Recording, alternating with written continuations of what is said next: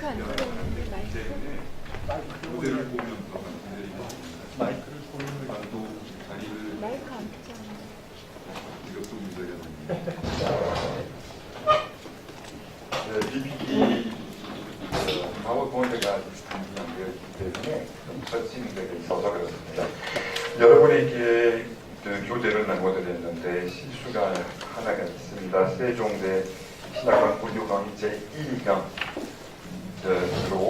인쇄되었는데 이걸 제2강으로 고쳐주셨으면 좋겠습니다. 대승불교 제2강인 대승불교. 일단 그 복수를 좀 해봅시다. 지난번에 조기불교에 대해서 말씀을 드렸는데 어떻게 기독교, 조기 기독교와 비교할 수 있는지에 대해서 일목요연하게 정리를 했습니다. 첫 번째는 시다르타 고다마가 깨달음을 체험하셨다고 얘기를 합니다. 그 내용이 세 가지로 나눠들었고요. 그 결과는 생사의 달이라고 합니다. 예수 그리스도님께서 신비 체험하셨다라고 할 수 있습니다.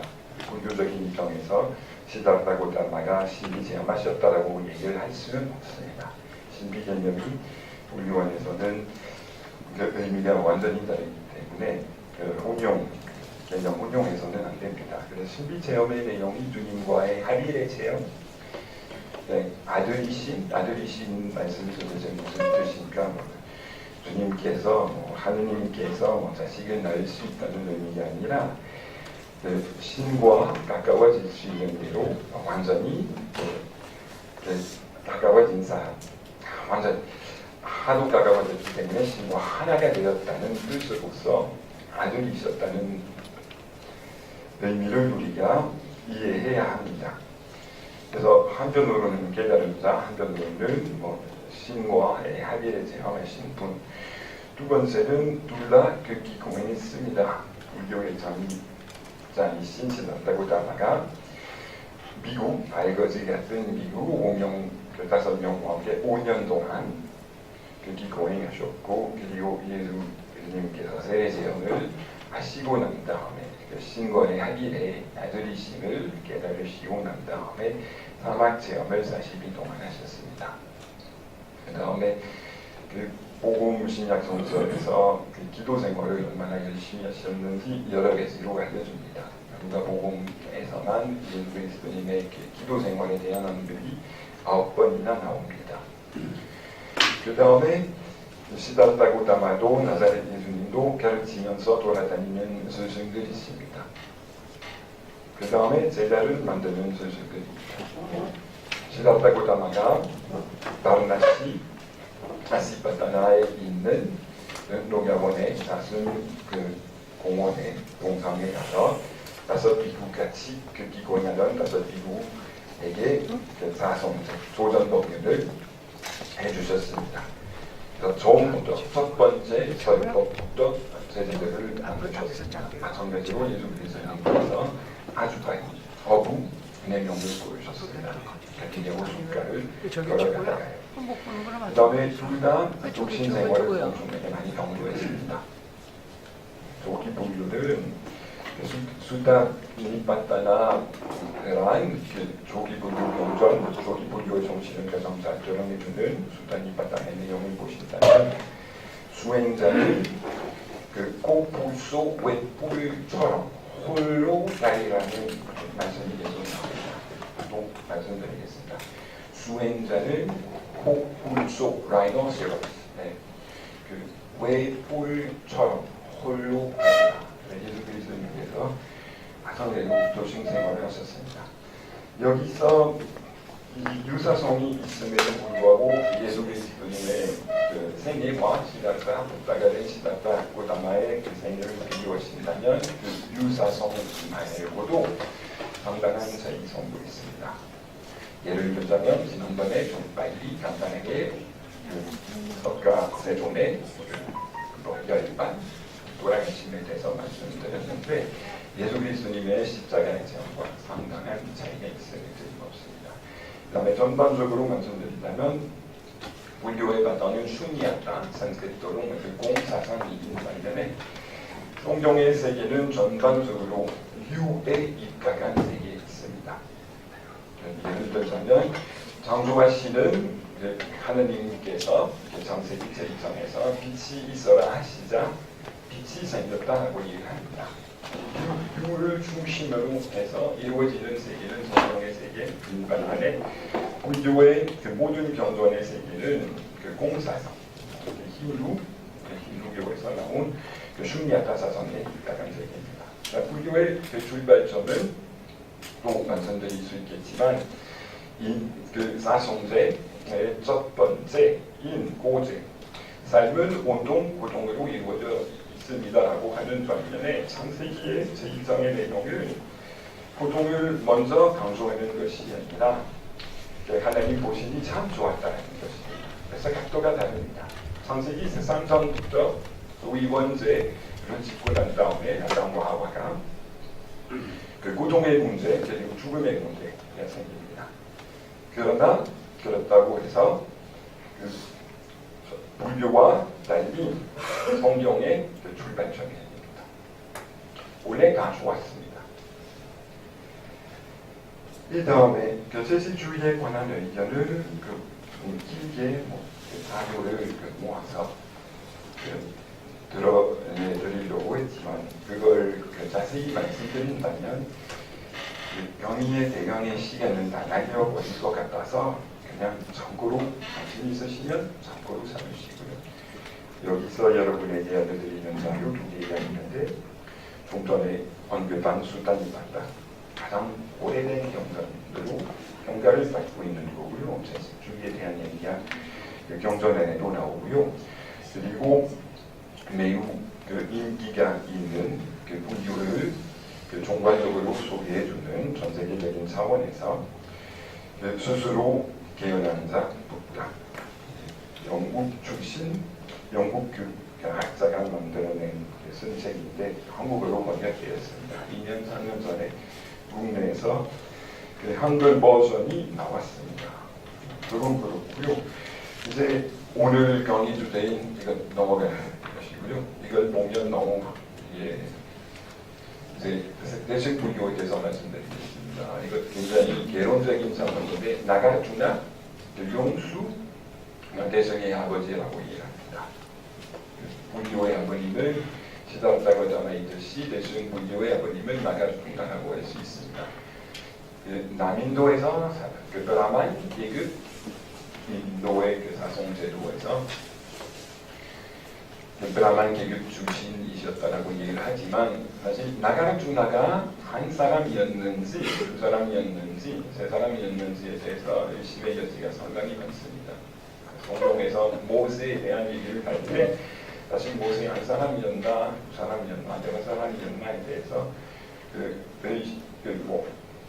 질문을 던질 수 있는 여지가 있듯이 나가르주나 대승불교 아버님이신 나가르주나에 대해서도 의문의 여지가 상당히 많습니다.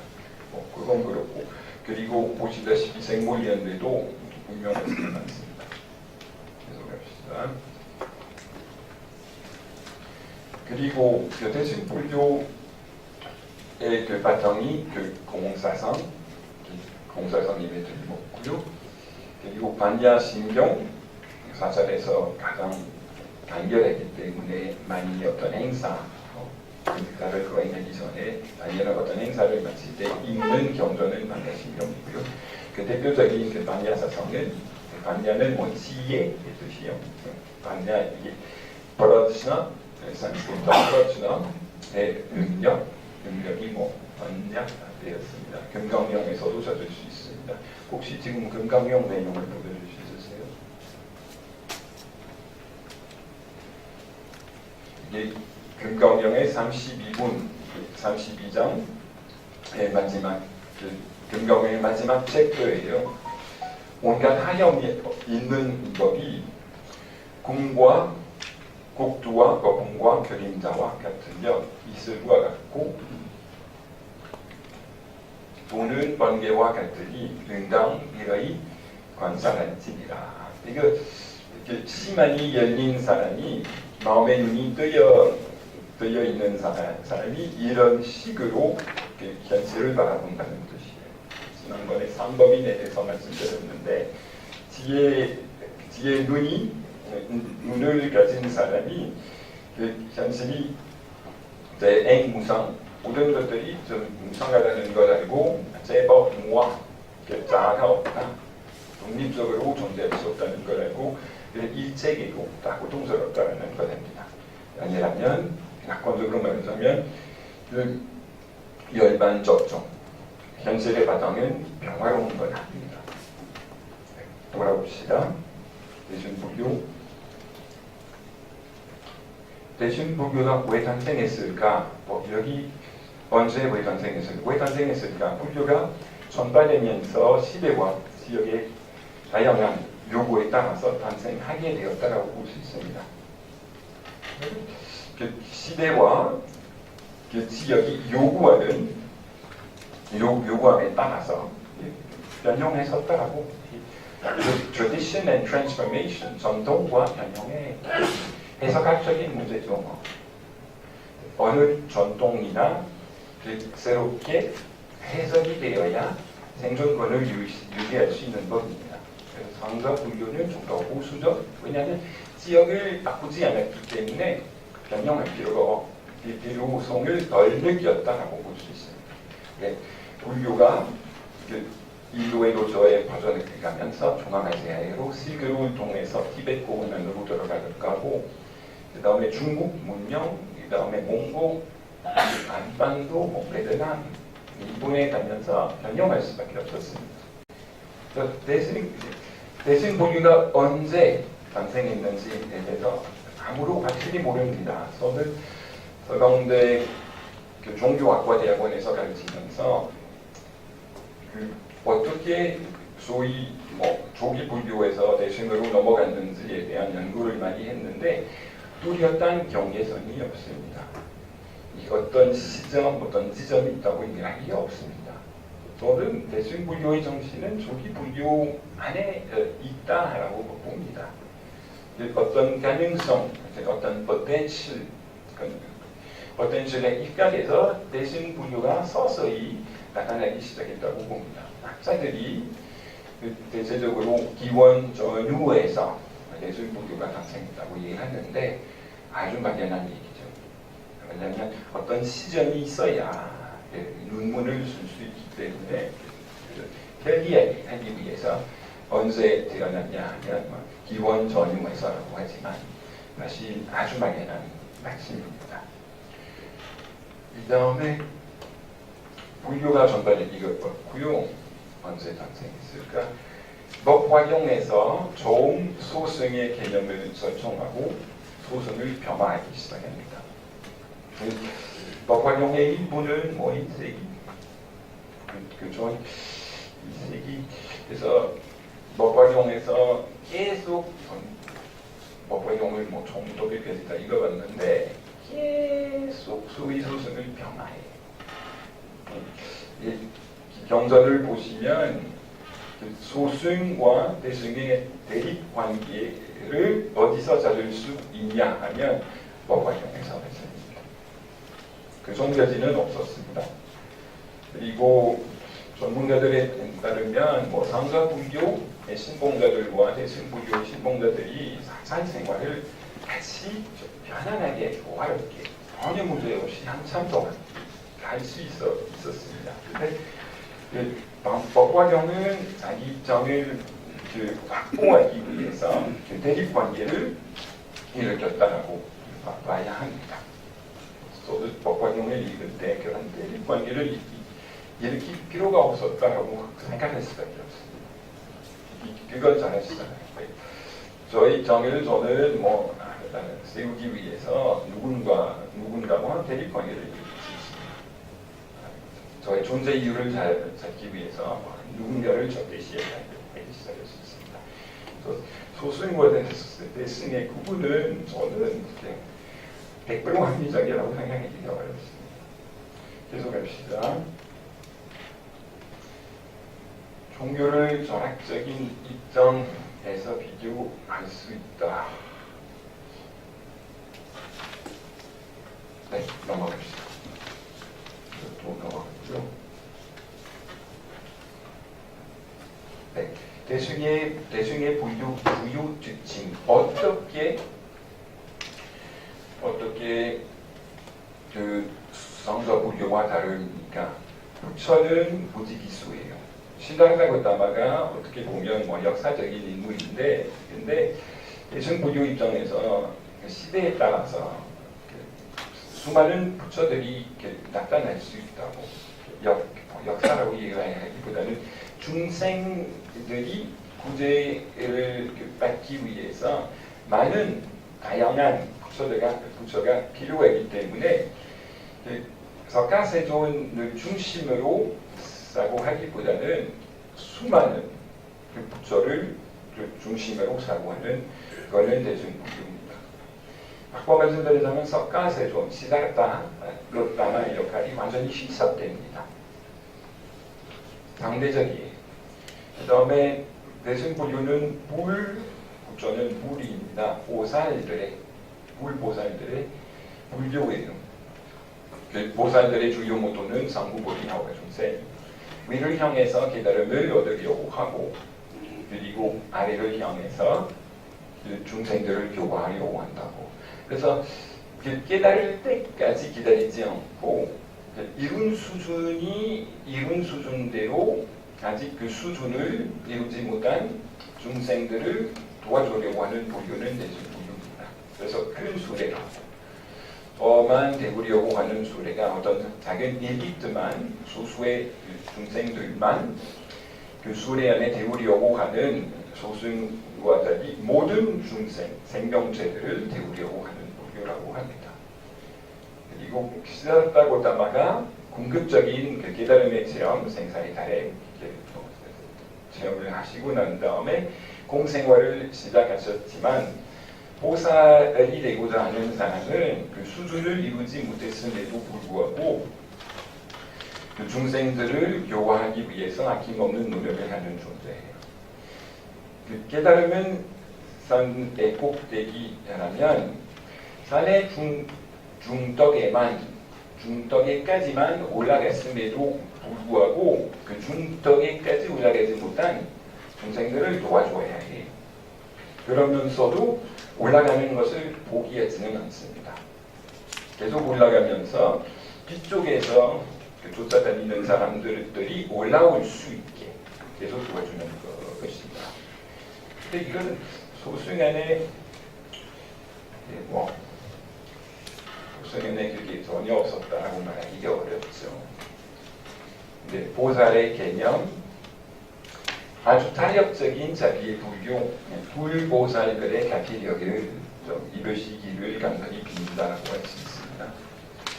조기 불교는 의심의 여지 없이 훨씬 자력적인 불교예요. 저의 힘으로 깨달음을 얻어야 하는 반면에 여기서는 불보살들의 자기를 입을 수 있습니다. 저도 한국 사찰에 동남아시아 불교를 공부하고 난 다음에 한국 사찰에 처음 갔을 때 조파기에 계속 자비를 잊기 위해서 목탁을 치면서 그리고 석가, 이분 연구하면서 기도하는 부자들의 모습을 봤을 때 너무 깜짝 놀랐습니다. 그래서 완전히 타협적인 거구나. 이게 진짜 자비를 그리고 부자들이 이 선명한 신부가 부처님의 자비도 입으려고 하고 그리고 하나님의 자비도 입으려고 하는구나 그렇게 얘기를 했습니다. 그래서 이거는 조기 불교 안에는 없습니다. 타협적인 정신은 대승불교의 정신입니다. 이 다음에 이 불보살의 개념과 함께 삼신설이 있습니다. 드리거야, 트리, 영어 트리처럼 거야, 몸의 뜻이에요. 그 법신은 그 무차별의 세계, 무한한 세계, 언어도단의 세계라고 합니다. 진여라고 할 수도 있고요. 현실 그대로라고 할 수 있습니다. 그 다음에 그 법신이 화신이 됩니다. निर्मल거야가 됩니다. 그 화신이 법신이 보살이나 구조가 될 수 있습니다. 시대의 요구에 따라서 아까 말씀드린 대로 지역의 요구에 따라서 성보가야는 법신이 보살들에게 그 자신을 드러내줬을 때 그 취하는 영광스러운 몸으로서 이해할 수 있으십니다. 이게 삼신설에 대한 해석이 좀 다양할 수 있는데, 근데 아이디어가 간단합니다. 그 법신이 시대의 요구에 따라서 화신이 될 수 있다는 거죠. 그래서 석가세조는 시다르타 고타마가 부다가 됐는데 화신입니다. 법신을 드러내준 화신일 뿐입니다. 기독교와 뭐가 다르냐면 아예 양생신비와 좀 비슷하지 않을까? 물론 비슷해요. 근데 기독교의 시간관이 다릅니다. 불교의 시간관은 순환적이기 때문에 화신이 계속 나타나는 것을 요구하는 시간관입니다. 근데 기독교의 성경의 세계의 시간관은 직선이기 때문에 소위 목강생신비는 한 번 이상 있을 수 없습니다. 예수 그리스도님께서 전무후무한 분이셔요. 유일무이한 분. 그래서 이거는 불교적인 입장에서 상당한 비판의 대상이 될 수 있습니다. 어찌하여 한 사람이 다양한 지역을 위한 그리고 다양한 시대를 위한 구세주 역할을 할 수 있겠느냐고. 불교는 오히려 훨씬 융통성이 있고 훨씬 다양하게 법신이 화신이 돼서 중생들을 구제한다는 거예요. 저는 변을 들지는 않아요. 유학적인 종교 비교학적인 관점에서만 말씀드립니다. 이 다음에 대승불교의 또 하나의 특징은 생사윤회, 사바세계, 고통의 바다는 바로 해달이라고 주장하는 거죠. 이거는 뭐가 상좌 불교와 다르냐면 상좌 불교에서는 바로 지금 여기가 해달이라고 하지는 않습니다. 비안의 고통바다를 넘어가서 뗏목을 따서 불교의 뗏목을 사성도의 뗏목을 따서 건너가야 한다고, 비안에 일러야 한다고, 도달해야 한다고 이야기합니다. 예를 들자면 지금 여기가 남북이죠. 저는 올림픽 대교로 왔습니다. 오늘 아침에. 그래서 그 영남으로 가기 위해서 다리 하나, 전우대교, 어떤 잠실대교, 고리영사대교, 어떤 다리를 건너가야 비안에 도착할 수 있다고 주장하는 거죠. 근데 건너갈 필요가 없다고 주장해요. 대중불교가. 왜냐하면 열반 적종이라고 현실의 세 가지 특징,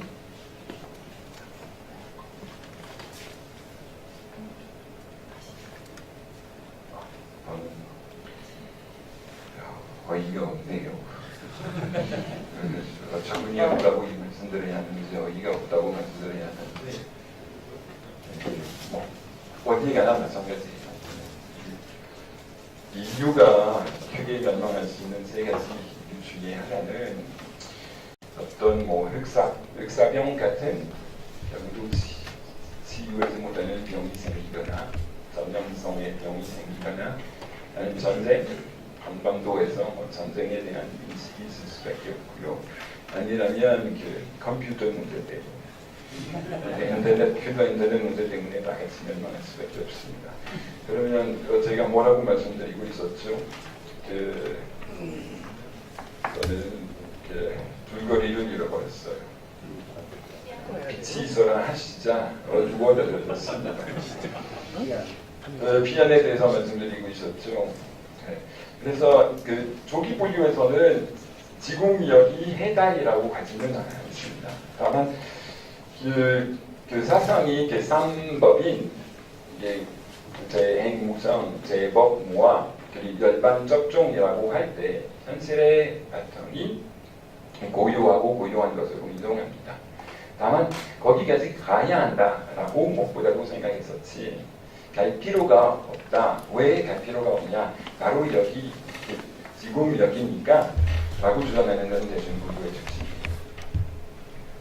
그런데 겉으로 보면 차이는 아니라고 말씀하시겠지만 근데 이것과 함께 뭐 열애장 사상, 뭐 불송 사상, 그다음에 뭐 난박계침의 사상이 다 생길 것입니다.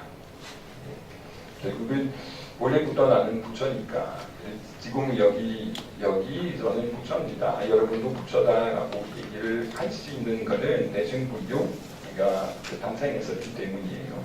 그리고 그 생사 즉 배달의 사상이 생겼기 때문입니다. 뭐 이건 달리 말씀드리자면 색 즉 시공, 공 즉 시색이라고 할 수 있습니다. 지금 여기 우리가 바라볼 수 있는 이 세상은 색인데, 근데 바로 공이다. 공이면서도 색이고, 색이면서도 공이다. 그래 공인가 색인가 즉시예요. 네. 가장 연결고리가 지금 색이면서도 공입니다. 공이면서도 색입니다. 연실의 그 양면, the two faces of reality.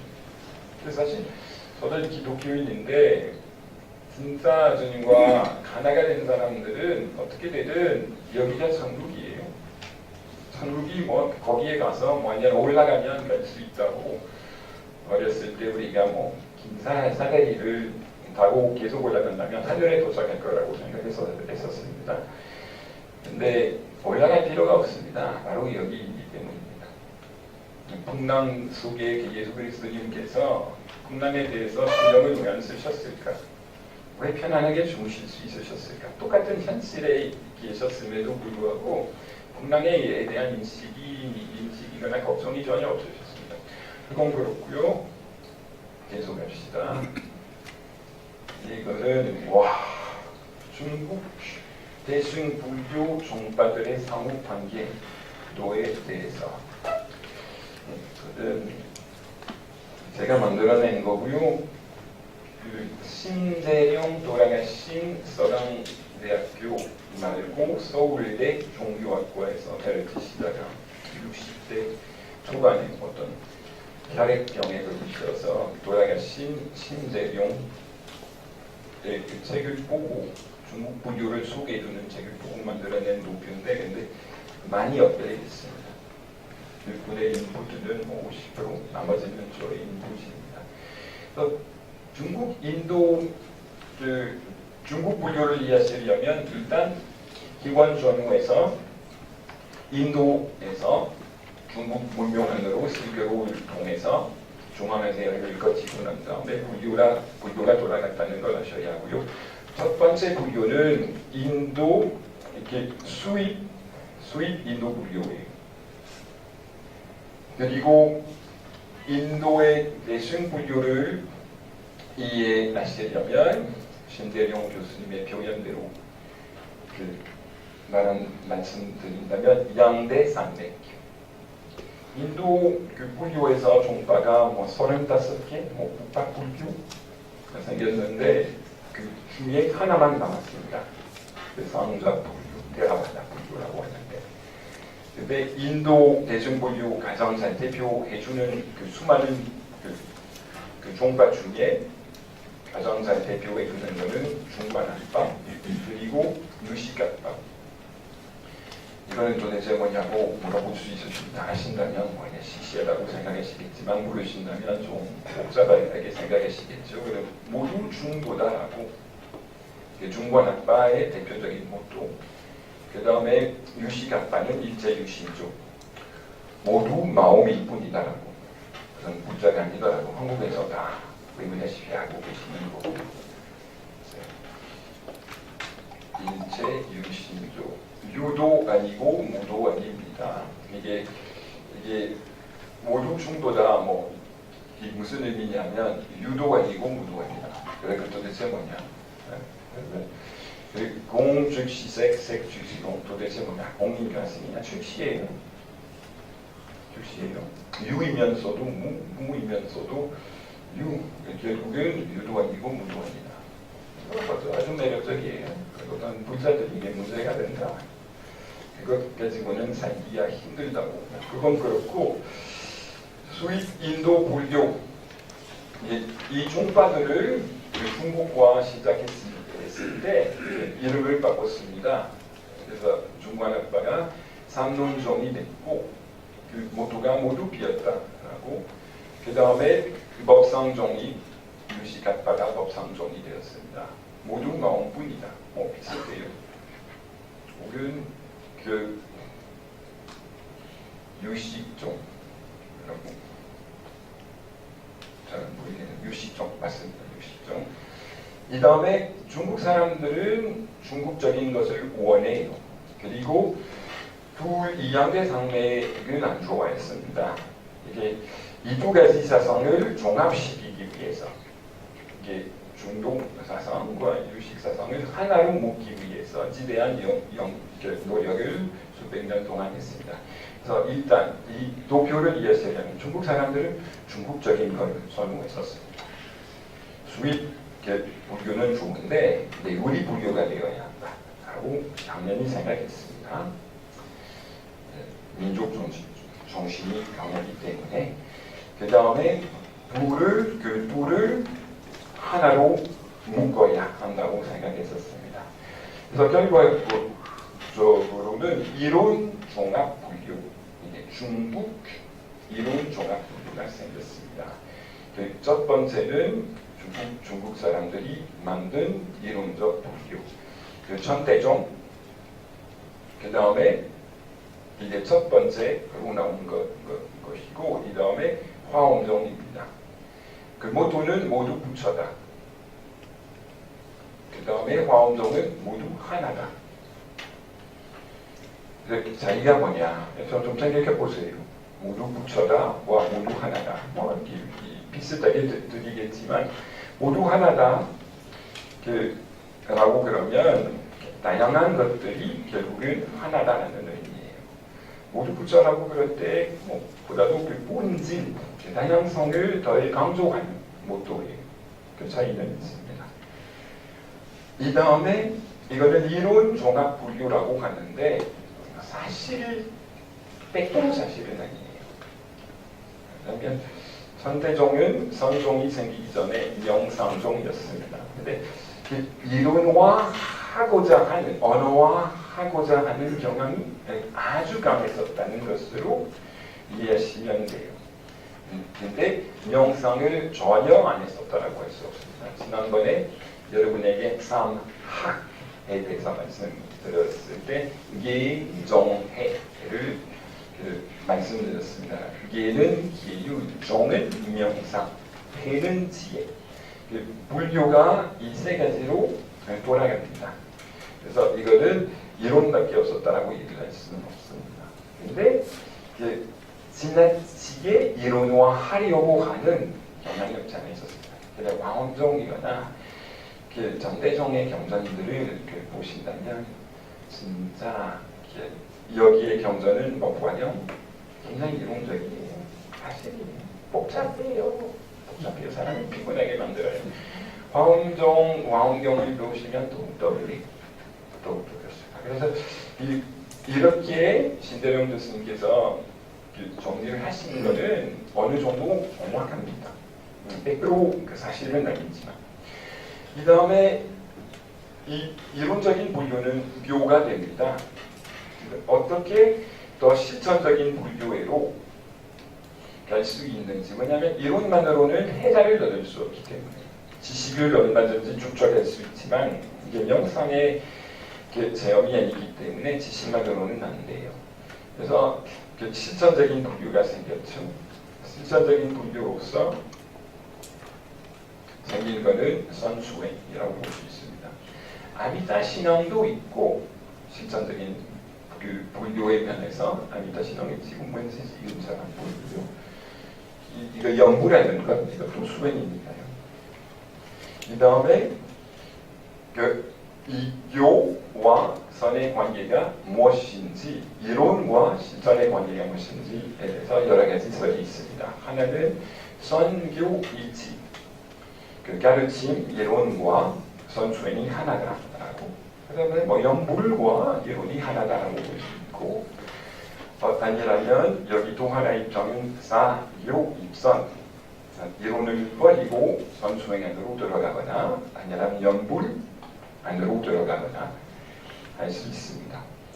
근데 한국에서는 상당한 뭐라고 할까 대립 관계가 될 때가 많습니다. 예를 들자면 뭐 동국대 선악과에서 이론을 많이 강조하지만 한국의 사찰에서 결제할 때 한거 동안거 때 선수행을 열심히 하는 사람들은 하루에 최소한 12시간, 16시간, 최대한 21시간씩 해요.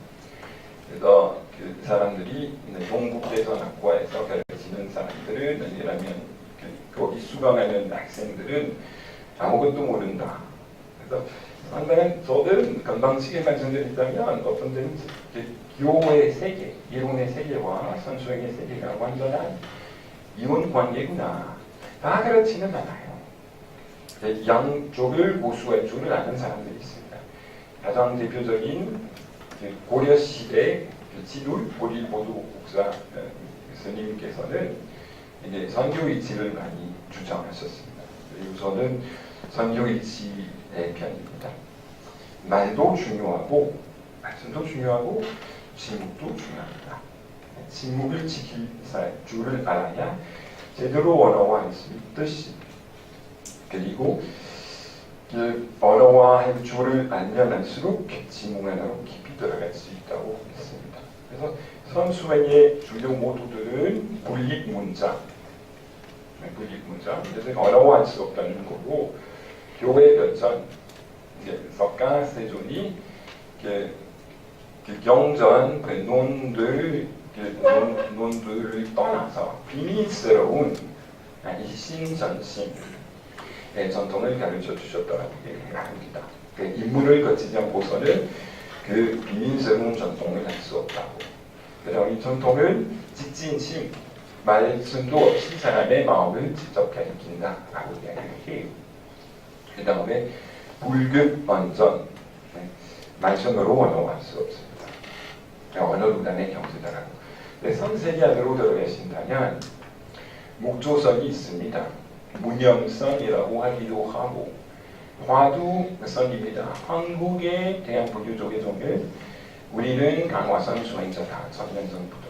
그리고 동북아시아에서 그 오로지 한국 불교만 강화선 수행법을 제대로 보관했고 그 제대로 그 수행하고 있고 그리고 전 세계에 대중화하면서 가르칠 수 있다고 주장합니다. 그 다음에 그 화두 강화선 간보다 화두 선 수행법 그 화두를 살피면서 수행하는 그 방법입니다.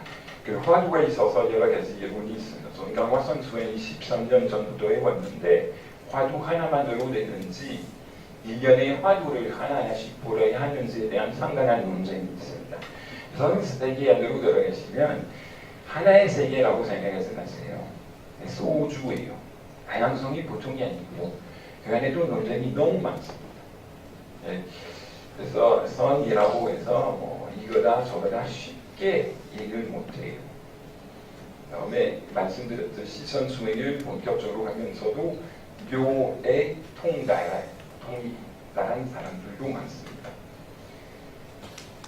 다음에 또 스승을 스승의 지도를 만나야 하는지 스승을 만날 필요가 없는지 수행자들은 화두 하나만으로 혼자서 수행합니다. 왜 스승을 만나겠습니까? 나는 머리부터 붙였네. 아이디어는 밑바닥에 달려있는 아이디어는 나는 볼에 붙였으니까 화두 하나만 끝까지 참고하려면 볼에 붙어있는 부처가 되겠다는 얘기예요. 아니라면 낼 필요가 없다. 볼에 붙여있기 때문에 내려고 하는 마음조차도 접어줘야 한다고 주장할 것입니다. 그건 그렇고 여기에 간다면 여기 탐사라 불교는 아주 특별해요. 그 섹스 요가, 그 성관계를 허락하는 그 불교예요. 기원 후 8세기경에 태어났었다라고 볼 수 있고요. 그리고 힌두교의 영향을 많이 받아서 농경 문명에서 사람들이 그 성관계를 가져야 자식을 많이 낳을 수 있고 자식을 많이 있어야 그 만일 하는데 도움이 되고 인권이 되니까 그 다음에 노부가 되면 자기 노부를 돌봐줄 수 있는 뭐 간병사가 생기고 그 다음에 그 가축이 많이 번식해야 이게 좀 웬만큼 잘 살 수 있기 때문에 성관계를 번식하는 걸 아주 많이 중요시합니다. 그래서 탄타라 불교가 탄생한 이유는 그 문명의 요구에 농경 문명의 요구에 대응하기 위해서 응답하기 위해서 탄생한 것으로 볼 수 있습니다.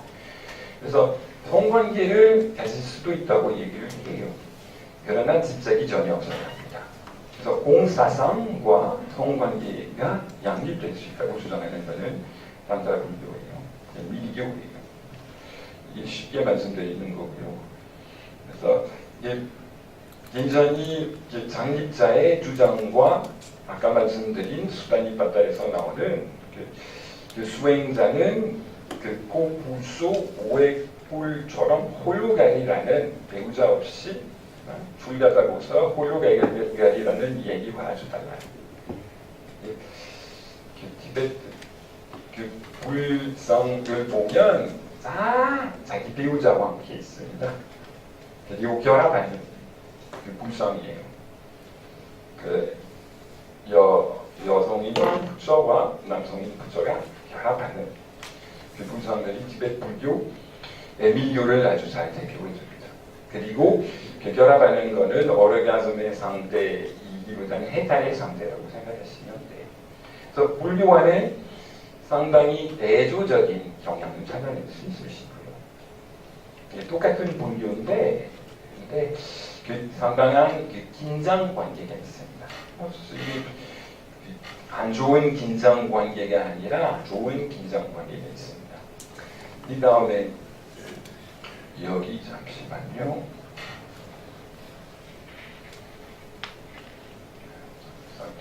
네, 선종의 참선은 이게 참선 수행할 때 그 자력적인 수행할 수 있습니다. 육조단경 등 그 반야기동 그 불경에서 참선 수행하는 사람은 자기 힘으로 배달을 얻을 수 있다고 주장하고요. 그리고 20세기 후반기 가장 대표적인 군자이신 그 대공성설 스님께서 그 해달의 길은 완전히 자력적인 그 수행을 요구한다라고 얘기했습니다. 이 반면에 그 정도 불교에서 영부라는 불교에서 무엇보다도 그 타격적인 그 구원관을 가지고 있습니다. 힘대로 해달을 얻으려고 해봤자 너무 힘드니까 불보살들의 아니라 난이다불의 개벽을 입어야만 한다고 주장합니다. 근데 어떤 사람들은 이게 선종 겸수, 선종의 정신도 자력적인 정신도 그리고 정도 불교 영불의 정신의 타력적인 정신도 동시에 고수하려고 합니다. 이게 선종 겸수라고 합니다. 그래서 불교의 대중 불교의 구원관이 타력적인 것인가 자력적인 것인가 하는 질문을 하신다면 대답이 세 가지일 수 있습니다. 완전히 타력적이다. 아니다. 완전히 자력적이다. 아니라면 타력적이면서도 자력적이다라고 대답할 수 있죠. 저는 그 세 번째를 선호합니다. 노력이 필요해요. 근데 결국은 저희 노력만으로는 안 됩니다. 기독교의 신비주의의 신비가들의 체험을 보신다면 신과의 합의를 이루기 직전까지는 자력적인 것이 꼭 있어야만 한다고 주장해요. 근데 뭐 저의 노력이 2%라면 은총을 뭐 99%. 그래도 99%의 은총을 얻으려면 2%의 노력이 있어야 합니다. 신이 인간이 피조물로서 약하다는 거라니까 노력하는 것만큼 도와주는 거라고 얘기를 합니다. 그런데 그 루터의 오로지 은혜론에 그 정신에 어긋나는 주장이 아닐 것 같아요. 부트가 뭐 이거를 전혀 하지 말라고 이야기를 하신 건 아닌 것 같아요. 본인 노력을 아주 많이 하신 것을 보면서 이게 자력적인 것을 무시하신 것은 아니셨을 것 같아요. 이 다음에 그 대승불교 이건 또 다른 주제인데요. 정종유착.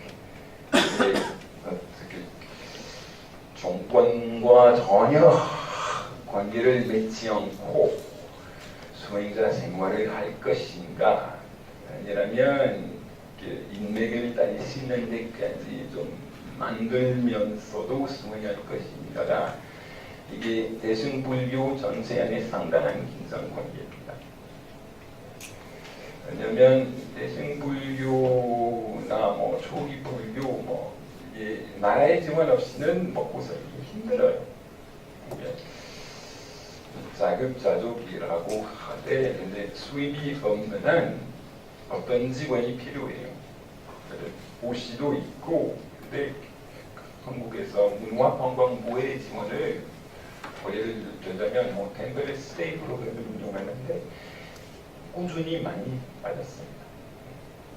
그래서 한국 불교를 제대로 이해하려면 어떻게 계속 정권과 관계를 총괄대와 관계를 맺었는지에 대해서 알 필요가 있습니다.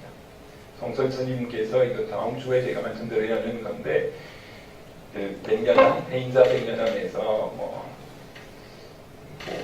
도인처럼 도사처럼 사셨다고 얘기를 할 수 있지만 잘 파고들면 정화대와 커뮤니케이션이 다 있으셨어요. 산속에서 가야산 속에서 가야산의 호랑이처럼 야생동물처럼 사셨다라고 해도 결국은 정화대와 상당한 인맥이 있으셨어요. 잠시만요.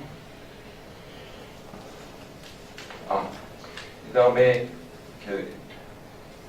독신 생활에 대해서 한국 불교 안에 미국으로서 사는 출가자들이 있듯이 대처승으로서 결혼 생활을 하면서 출가자 생활을 하는 사람들이 있습니다. 한국 불교가 중의 결혼 문제 관계로 이승만 대통령 하에서 또 박정희 정권 60년대 말까지 치열하게 싸웠습니다. 그래서 결혼해야 하나, 결혼하지 말아야 하나. 1000명 정도 죽었습니다. 그 문제 관계로. 다음 주에 원하신다면 더 자세히 말씀드릴 수 있을 것인데, 그래서 결혼해야 하는지, 결혼하지 말아야 하는지, 결혼하는 것은 일제 외색 불교인가 아닌가, 그래서 좀 예민한 문제예요. 그 다음에 대승불교 전체를 보시면 사실 제가 수행자들을 위한 불교라고 하기도 해요. 대표적인 제가 수행자, 자기 집에서 수행하는 사람으로서 유마 거사, 미말라키르티, 그리고 승만 부인이 있습니다. 그 사람들은 가정으로서 살거나 주부로서 살거나 사찰에서 사는 미구나 미군이보다 훨씬 높은 깨달음의 수준을 이룰 수 있었다라고 주장하는 겁니다. 대승불교는 꼭 출가해야만 한다고 주장하지는 않습니다. 한국 불교를 보면 대한불교 조계종은 여전히 출가자들을 중심으로 돌아가는 틀림없습니다.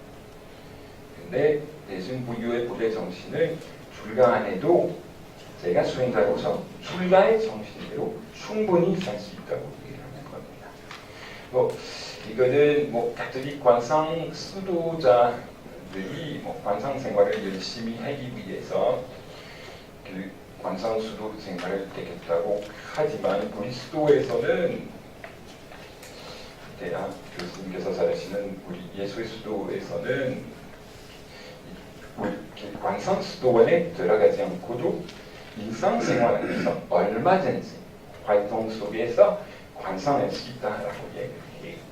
그래서 보시다시피 대승불교와 기독교를 비교할 때 비슷한 긴장 관계가 없지 않아 있습니다. 계속합시다. 네, 이게 방금 말씀드린 것들이에요.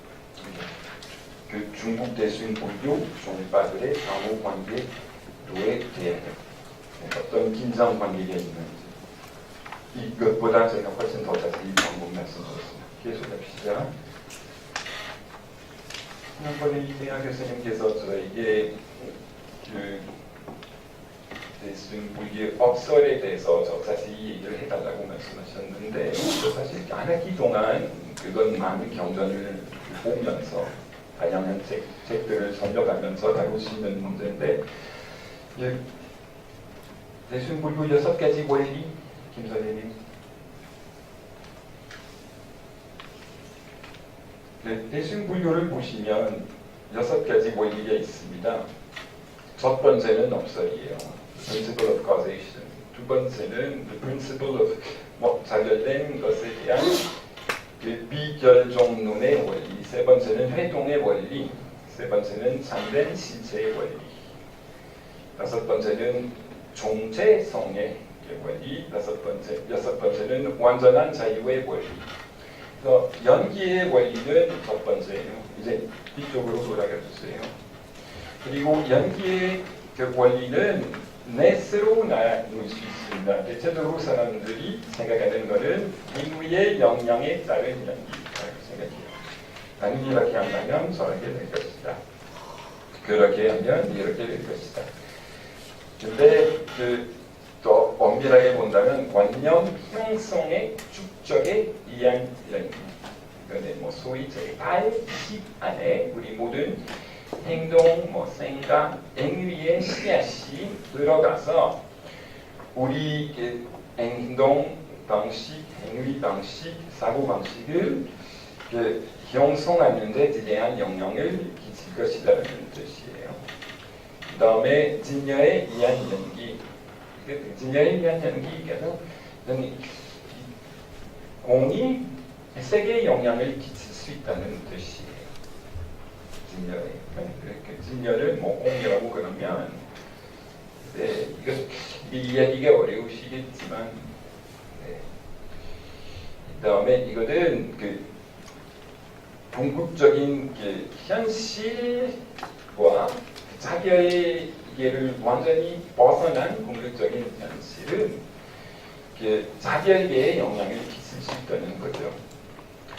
그 다음에 보편적 원리에 의한 연기, Universal Causation.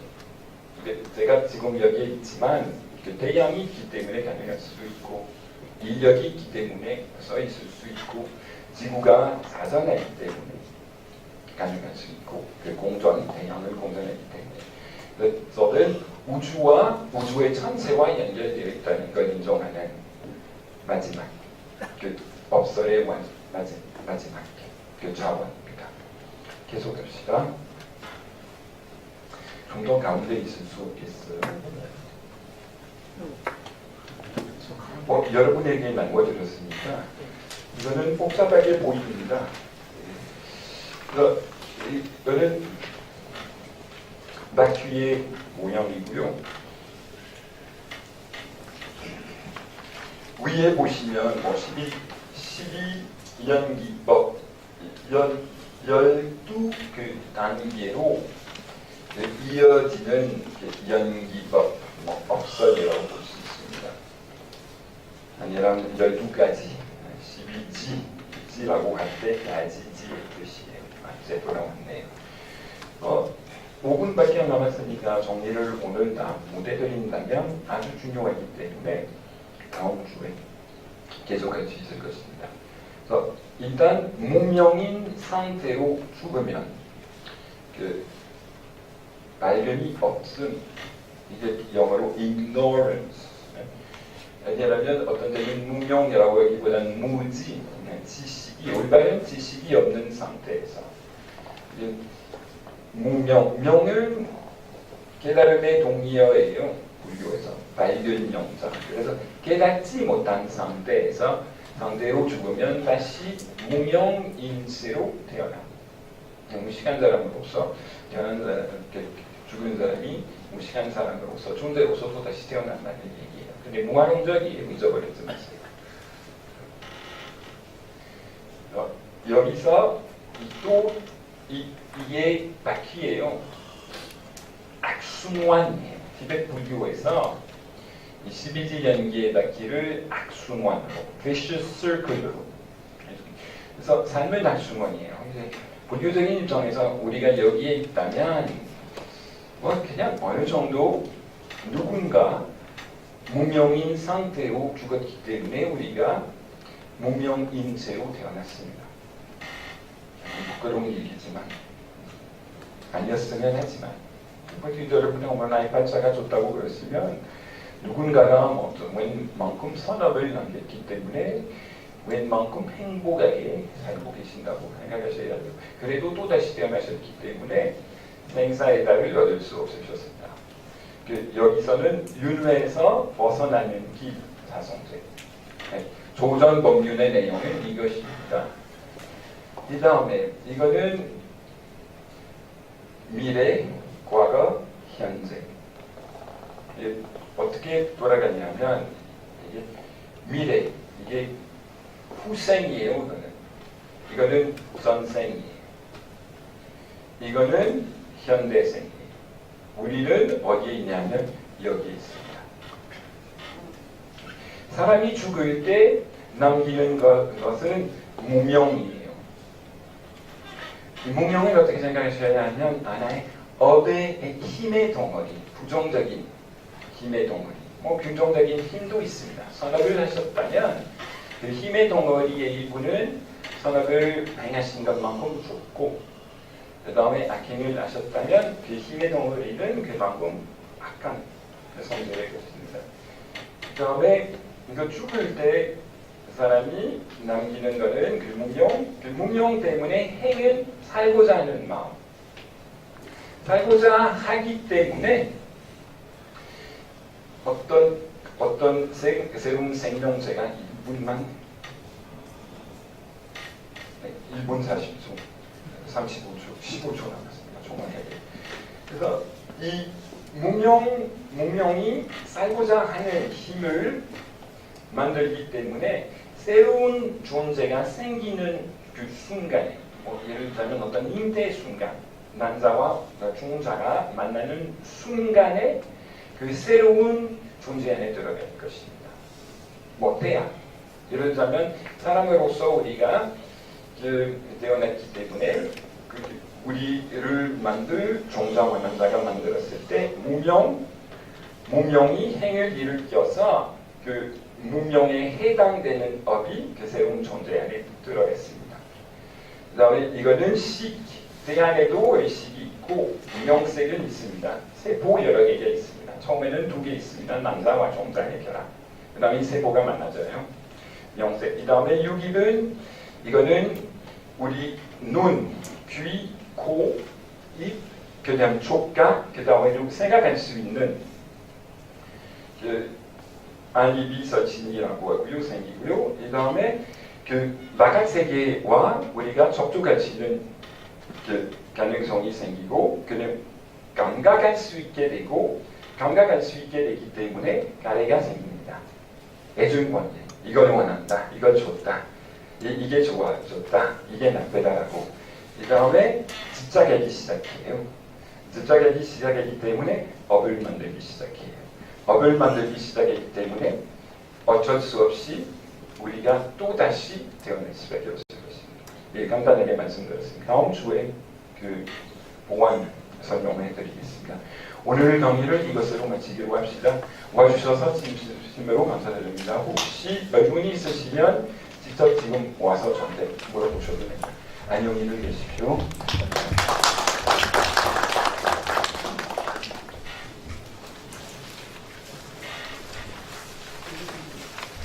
한 시간을 꽉 채워서 강의하셔가지고 혹시 질문 있으시면 끝나시고 개인적으로 신부님에게 질문해 주시기 바랍니다.